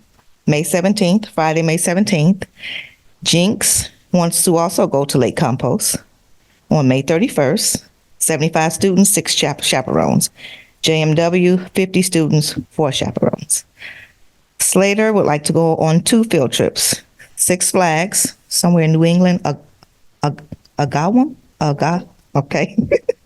On June 8th, 150 students, 13 chaperones, and Slater will also like to go to Kenobi Lake. It's a competition, musical competition, June 6th. 62 students, 5 chaperones. Motion to approve the field trips as read by Dr. Tate, by Ms. Doobie, seconded by Ms. Bonolo and Mr. Shalal. Discussion on the field trips. Ms. Bonolo. How are all of the trips being funded? Okay. JMW, Perkins Grant. Jinx, Student Activity Account. Slater, Student Activity Account, and also their funds for their CSI school. Anything else? Roll call on the approval, please. Ms. Manolo? Yes. Mr. Shalal? Yes. Ms. Doobie? Yes. Ms. Fernandez? Yes. Ms. Grant? Yes. Mr. Charbonneau? Yes. Thank you, Dr. Tate. All right. School committee policies, first passage, Ms. Doobie. The first, huh? You want to do the whole thing? Yeah. Yeah, they're out of order in the binder, so I'm going to go with the order they are on the agenda. At least in my binder, they are. Sorry. Okay. So the first one we're going to talk about is IKF graduation requirements. So the bulk of the change that is being made is all in line with the new RIDE regulations around graduation. So if you look at starting at the 3rd page, you'll just see a lot of bold going towards the end. So all of this is being added because RIDE has changed their graduation requirements. You'll see that we leave the chart in that we are using now because that is still in effect until 2027, because the graduation requirements start with the entering first year students in high school who will graduate in 2028. So we do want to leave that in placeholder. If you're still on the committee in 2027, make sure we remove that, or else it's going to be one of those, dead policies. So yeah, so that's all this second stuff goes into effect, and our guidance counselors will start talking to students next year in high school to ensure that they meet these requirements. You will see, it is interesting to see some of the changes RIDE has made.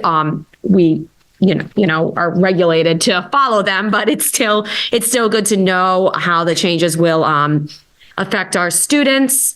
And for instance, every student will now be required to complete a resume.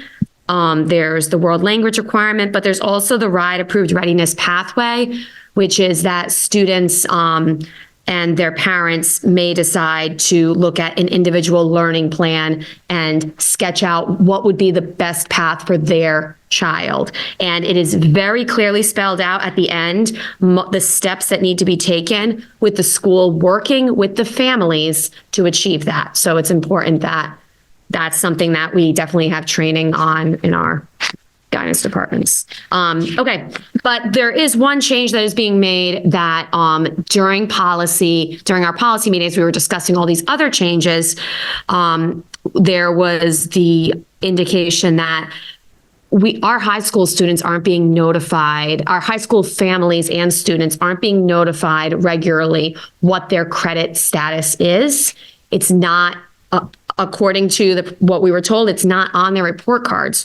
So we basically added this language, this is on the first page, that students and families will be notified at a minimum of every marking period as to the student's credit status and the grade placement, as well as the implications of these credits on graduation. So it will be very clear to those families how many credits their child has and what this means for them, and if they're on track to graduate. That way, families aren't surprised junior, senior year to find out that their child isn't on track. So once again, that would be every marking period. This is the graduation requirement. So this is a high school.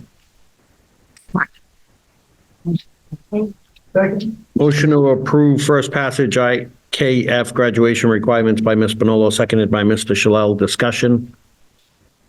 As always, excellent job, Ms. Duby. Just one, what's the mechanism for notifying, because it says students and families will be notified at minimum of every marking period. So we're going to attach something to the report cards, or? I mean, it would be up to the superintendent to decide the mechanism of doing it. But if it's going to be every marking period and they're already getting a report card, I would imagine the easiest way would be to somehow include it with report cards. And another way teachers can communicate information with the families is through the progress reports. So we still have progress reports that are calendared out for the school year as well. So that's another opportunity. So this would be our school committee policy, but implementation to ensure that we meet this would be on the administration. Right. Motion on the floor to approve first passage. It's been seconded. Any other discussion? Roll call on the first passage approval. Ms. Bonolo. Yes. Mr. Shalal. Yes. Ms. Doobie. Yes. Ms. Fernandez. Yes. Ms. Grant. Yes. Mr. Charbonneau. Yes. So if you flip back, the second policy is our naloxone policy. This policy, all the language from this policy is coming from the Department of Health. Just to clarify, this is RIDO's model policy that we passed, as you can see, back in 2015, 2016, amended based on RIDO in 2019. But the change being made is not a RIDO change. It is actually, it's on the second page. As usual, I bolded the change there. It's being made because the Prevention Coalition received a grant to implement nalox boxes. So currently, as you can see, it says that naloxone is clearly marked and stored in a place accessible to the school nurse teacher. But our schools are used after hours, and and also these nalox boxes, which have been put into other schools, including Cranston, and I believe North Providence was mentioned, and among many other schools, would be something that's mounted on the wall. It is a locked box, and the language would be that they will be mounted in each school building, and all staff will be made aware of the nalox box locations and how to access the key. This grant covers both the implementation and the kind of refreshing of the box as needed for multiple years. So there's no cost implications for this. Motion to approve. Motion to approve JLCED naloxone policy by Ms. Doobie, by Ms. Bonolo, seconded by Mr. Shalal. Any discussion on this policy? Ms. Grant. I just have a question. As Ms. Doobie had stated, we do have a lot of people who do come into our buildings after hours. Will it be made aware on the applications that they complete to use our buildings, where these are located, or how will we be able to inform them? So, I mean, I know when we implemented the defibrillators in the schools, this was something else that was mentioned that, this is something that is on the wall. I know coaches are able to know where it is. So I would hope that this would be something that is communicated to people who rent our buildings if there isn't someone in our buildings to kind of be there. That is the purpose. But I think we could really look to the school departments that have already implemented them and what the best practices are that they've used, because we don't have to, reinvent the wheel if other districts have already done it. So once again, Cranston and North Providence were two districts that were mentioned that have already implemented. I believe East Providence too, maybe. Oh, maybe it was East Providence and Cranston. Sorry. I'll only say Cranston. But the Prevention Coalition would be the partner because they're the ones with the grant. They're the ones who we're going to be working with to implement it. Anything else? Roll call on the approval, please. Ms. Manolo? Yes. Mr. Shalal? Yes. Ms. Doobie? Ms. Fernandez? Yes. Ms. Grant? Mr. Charbonneau? Yes. All right. All right, now we will go to discussion items. City School Finance, Safe Orderly Schools update, monthly vendor report, budget transfers, work order summary, enrollment report. Anything? Some of these are placeholders. I mean, I don't have any new information on the city school finances. I was hearing from Assistant Superintendent Ramsey for the time tonight that the ban has gone through, so I guess that's encouraging. And then there's a bond meeting with Ryback tomorrow, I guess. So bond funds, again, according to Ms. Ramsey, sometime maybe late August. Beyond that, I don't have much to offer on the city school finances. So I'm just going to give an update. So we were hopeful and thought that we hired a CFO, but at the last minute, for whatever reason, the applicant declined the position. So that has left us with six applicants. Friday, we have scheduled to interview 2 more applicants for the CFO position. So hopefully we can hire a CFO. And I just want to say thank you to our new controller, Mr. Dale McGee, standing in the back, who has really stepped in and rolled up the sleeves and went to work to help with our budget. This is our budget frenzy year, part of the year. So thank you very much for that. So that's just an update. So we're still searching for a CFO. Speaking with the Human Resource Department, Krista and her team, we're going to broaden our search and be more active with searching for applicants. I know that monies were put aside for recruitment, and therefore Ms. Lofton will be reaching out through NASDAQ, and AASA to help us with our search for the CFO position. Mr. Schlaf. Super, if you can talk about it, not just one individual, why they pulled out, but what seems to be the reason to not being able to fill CFO for a city like this? Is our pay? Do we need to, what seems to be the issue? That has definitely been a conversation. That is one. Another is feeling that so if you go back to our earlier conversations that we've had, when we were in our committee and people are listening and reading the newspaper, it kind of scares some of our candidates. So they're like, this seems like it's a lot. Is it a lot? Definitely. But selling them on the fact that we have a strong support system here in Pawtucket. The last candidate was like gung-ho excited. Something happened, like I said, in the 5th hour, got a call, can't come. Could have been personal, I don't know. But the other applicants as well, I think we kind of like solidified about 2 more. And it's just the fear of coming in because everyone wants to be successful when they come into a job. We still, are trying to still build the business department. And it can be a little scary. And then if you are hearing not so nice things about what's going on, then it is a little frightening, from the people who watch and hear the news and who are very active in the community. So we've been very proactive in changing the perspective of highlighting, because we have great things going on in our school department, and just making sure that we get that positive information out way more, because it's happening. It's just that we need to advertise, let people know all the hard work that is happening in our schools. Okay. How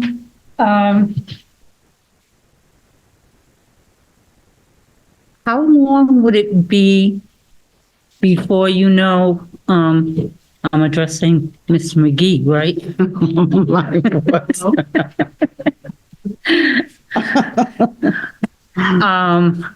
Like an aging of our accounts payable. I know I had mentioned it to you before, the first day you started working here.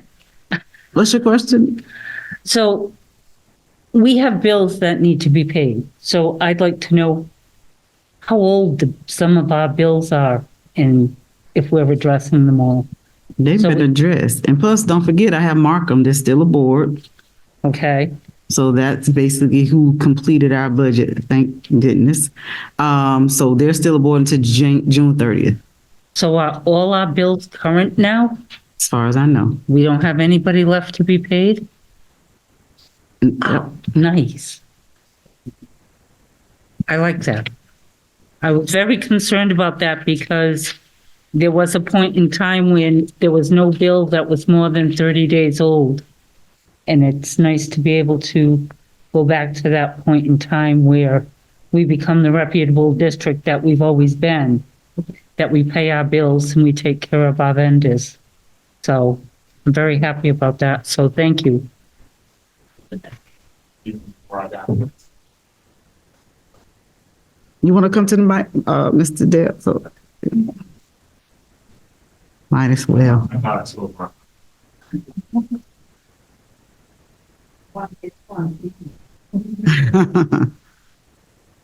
Thing was, even before I stepped in the building, my team has been working around the clock to get us up to speed and make sure everything is paid on time.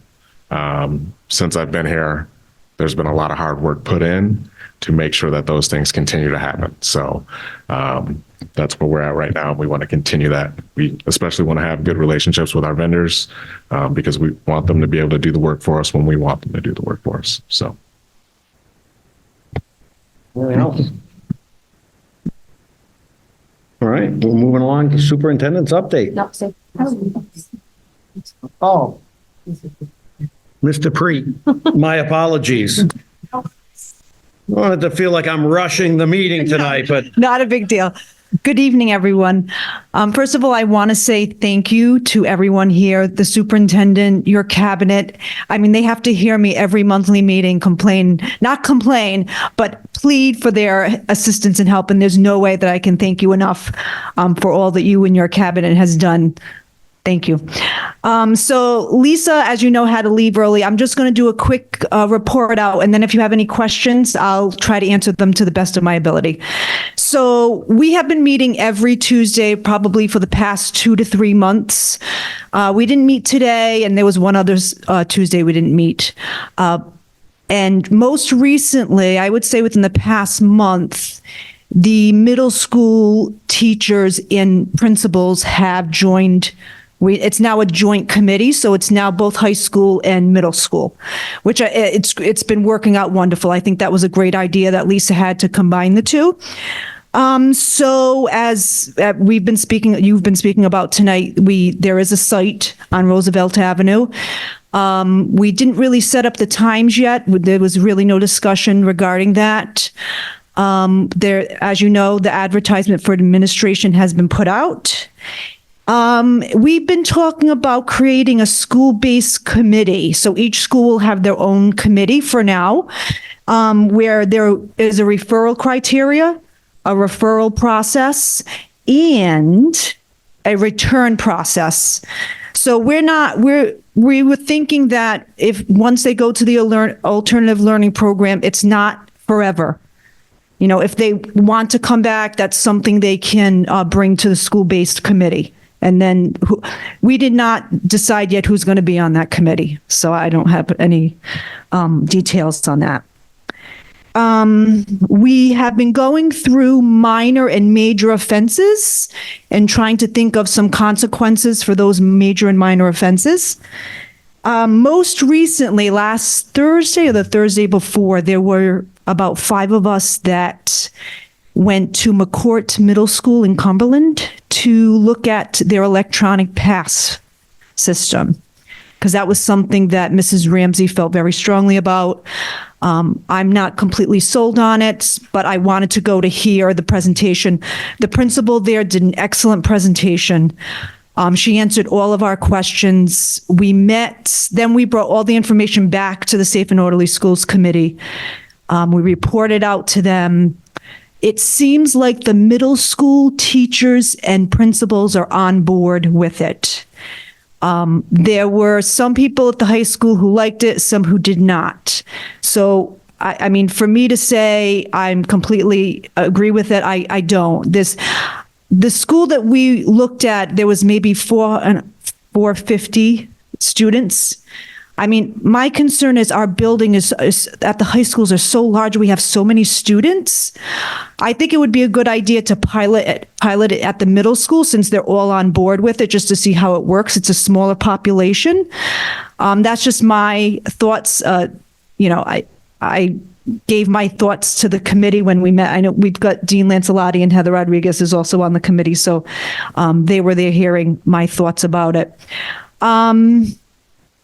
So Lisa decided that she's going to be putting out a survey to the teachers, administrations at the high schools in regards to their thoughts on this electronic pass. So I don't know. I think she's going to be putting that out pretty soon. I don't really know when she plans on putting that out, but I know she's putting a survey out. God bless you. And the last thing is, we've talked about other things, such as the Yonder pouches, such as vapor sensors. And there was one more thing. Oh, safety officers. We feel we need like more adults in the hallway. That was the discussion that we had. There were no decisions made. We were just kind of throwing out ideas, what the teachers in the room and the administrators.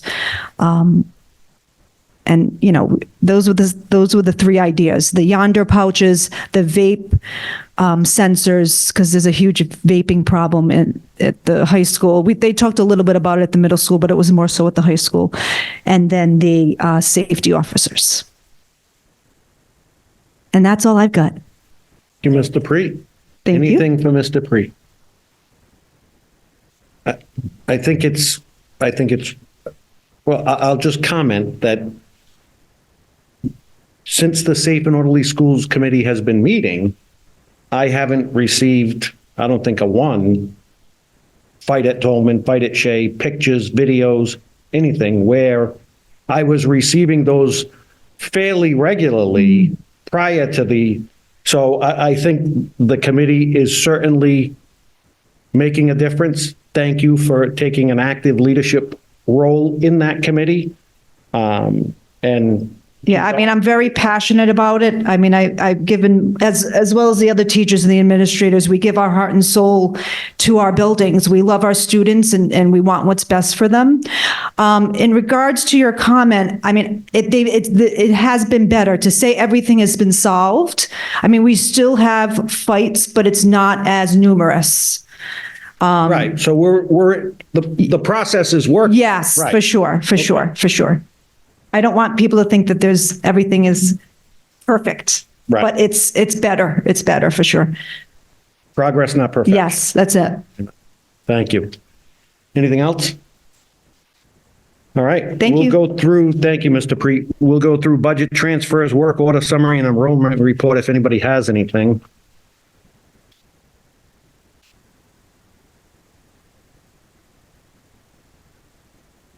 There being none, we'll move on to superintendent's update. Okay. Good evening again. So I'll make it brief. This past month, I've had the opportunity to join the opening of a new food pantry at Henry Winters on April 11th. It is definitely the model food pantry on this side of the country. So if you have not seen it, you must visit. Thank you to We Share Hope, Stop and Shop, and Gill's Appliances, and the leaders, teachers, and staff over at Winters. This is available to all of the Winters families, so please contact Winters for more information if you need. Also, we had opportunity to have May Art Night that took place May 1st at Jinx, and it was a huge success. Art from our schools were on display, and bands and choruses and dance groups performed. It was definitely a packed house. So congratulations to all of our performers. In addition, Shea Food Truck competed in the Rhode Island Student Food Truck Roundup on May 5th, Saturday. Of course, our team did an awesome job. In our eyes, we won the competition. That's my eyes. So the chef did an excellent job and the food was very delicious. So congratulations, Shea Culinary team. Last week, we showed our love and appreciation honor of Teacher Appreciation Week last week. I try to give a small token of appreciation for our teachers because they do so much. They work very hard and they're very dedicated to our students and our families. We did a video, and thank you to Andrew, Ariel for going around, because I think it's important that teachers be reminded just how important they are in the lives of children. So we just want to show a small token of appreciation just to say thank you for all that you do. So please, if you have not seen the video, I have it on the district's main webpage. And again, thank you, teachers, for all that you do. In addition, congratulations to our 3 elementary schools who have or will be putting on their productions on Finding Nemo Junior. Thank you, PPAC and Disney and all the teachers who made this possible. If you have not seen the performance, it is definitely worth your time. Baldwin will perform a song and dance number from the show at Providence Performance Arts Center with our elementary schools on June 3rd. So please mark your calendar and attend. I'm looking forward to seeing the performances. And I just want to take an opportunity just to say again, this has been this is my first year as a superintendent.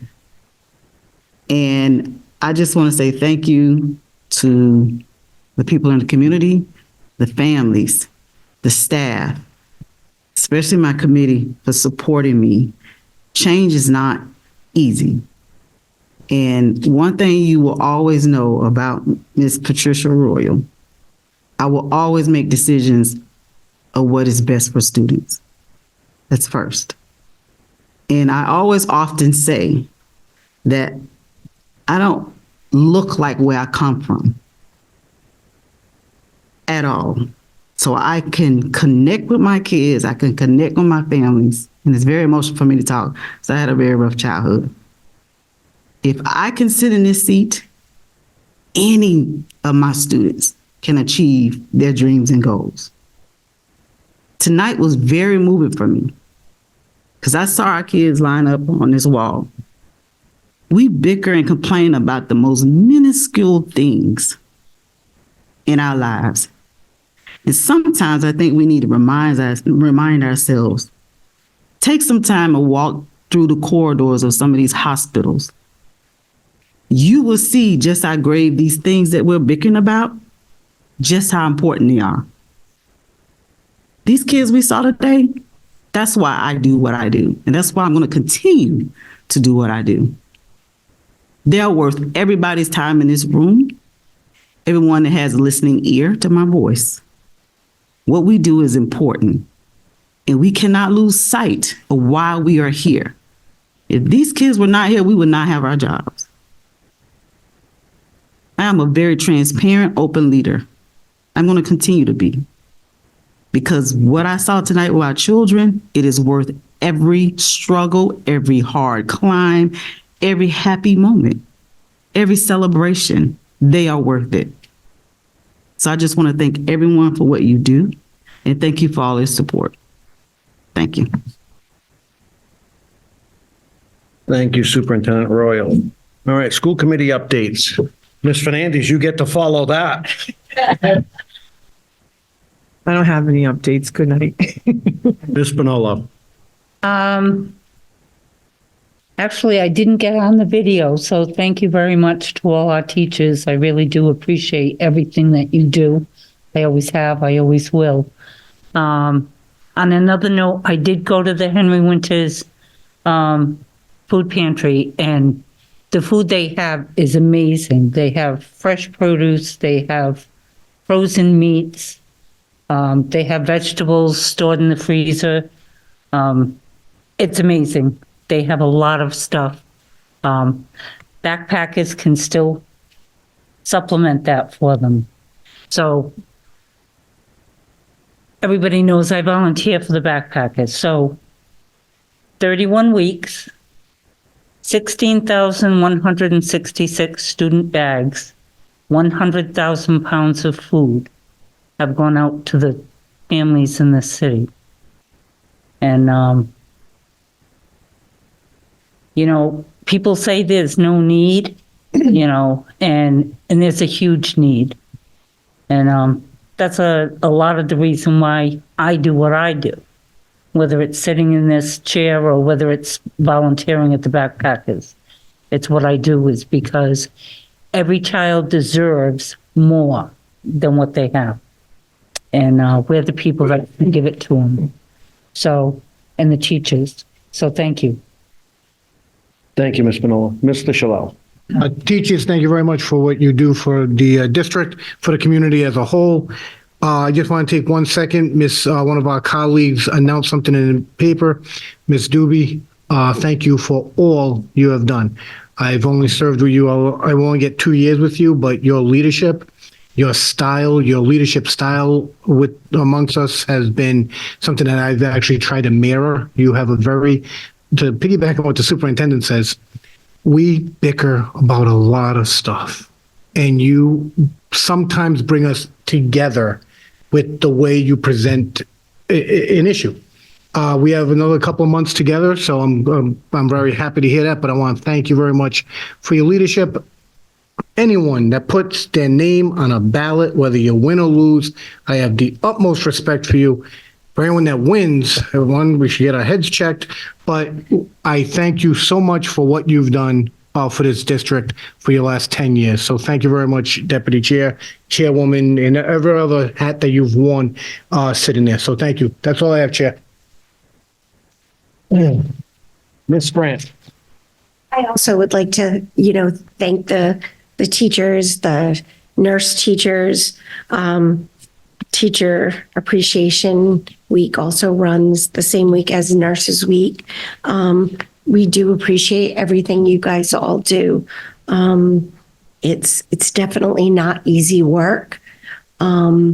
So every day that you guys get up and go into a classroom, you make a difference. So thank you. And I hope everyone has I know it's only Tuesday, but they have a nice weekend. Ms. Doobie.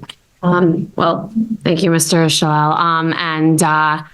And yeah, so yes, I did announce that I won't be seeking reelection, and I did it at this point with a few months to go because I made my decision to run only a week before the declaration deadline in June when I ran in 2014, and I had only lived in this city for 5 years. I knew I wanted to send my kids to our Pawtucket schools, and I really wanted to make sure I gave people enough time to know that I really encourage parents to get involved. As Ms. Royal says, you can read a lot in the papers and get really intimidated about what it is to sit in these seats. And I really want to encourage people to understand that if you're passionate about it, the voters see that. And so if you're sitting at home and wondering if this is the right choice for you, think about whether you're passionate about it and whether you want to do right by our kids in Pawtucket. And then it's the right decision to put your name down and run and speak to the voters and let them know that it's what you want to do. I have been doing it for a decade, and I I will still be here for another 6 months. I'll save any goodbyes until that. Thank you, Ms. Doobie. And I will, I'm going to piggyback on what Mr. Shalal said. I read the paper and I was saddened. What you've done and what you've contributed to this district, this committee over the last 10 years is nothing short of remarkable. You are a woman who carries herself with grace and with dignity and with credibility. Your word means something. You've been certainly, the brains of the operation while the two of us have been sitting up here. I think Mr. Shalal articulately stated how you've brought this committee together on numerous occasions.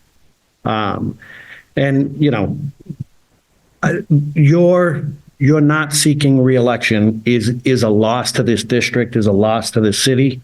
And I hope you stay active in elected office in different capacities or whatever you choose to do. You have too many gifts, and you're so willing to share those gifts with this community. So it's been a pleasure to work with you and learn from you, as it is from you, Superintendent Royal, your first year. It has not been an easy year, but you know what?